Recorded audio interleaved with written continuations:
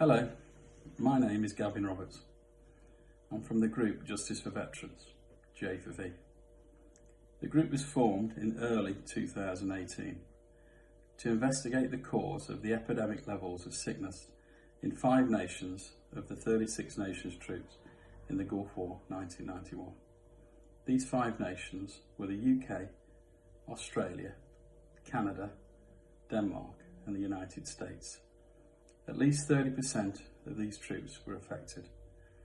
We concluded, after 2 years of investigations, that it was the experimental vaccine regime subjected to these men and women that caused the injuries to so many. We unveiled the truth using all available information. Misfeasance, concealment, destruction of documents, you name it, we found it, and then the cover-up continued until around 12 months ago. Since then, our report has been sat in the heart of government's legal department with Inquest Team number 2. The evidence is overwhelming. This is without information that has been tied up for up to 75 years further, which was supposed to be released under the 30-year, now 20-year rule to promote openness, honesty and transparency. I'm going to go over to the map now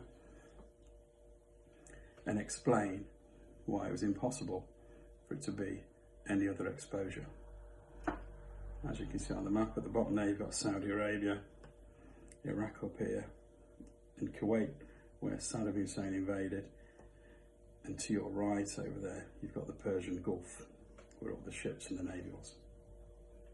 So, we had 36 nations of troops in this area here, which were to move forward when they pushed Saddam out of Kuwait. After the war, the Americans blew up some ammunition at this place here, Qamishli. What was possibly claimed that sarin, maybe mustard gas, travelled down the desert. At first they said 50 miles, possibly 100 miles, and then a few years later they said 200 miles. It could have reached sort of this area. We found this, it would be impossible for anything to travel through the desert, attack only 5 nations of the 36 nations there. There was a few more nations there, but we only counted the nations that had 99 troops or more. And then whatever it was would have had to carry on up the Persian Gulf and avoid 7 of the nation's ships and attack only 4 nations. I mean, this doesn't make any sense at all.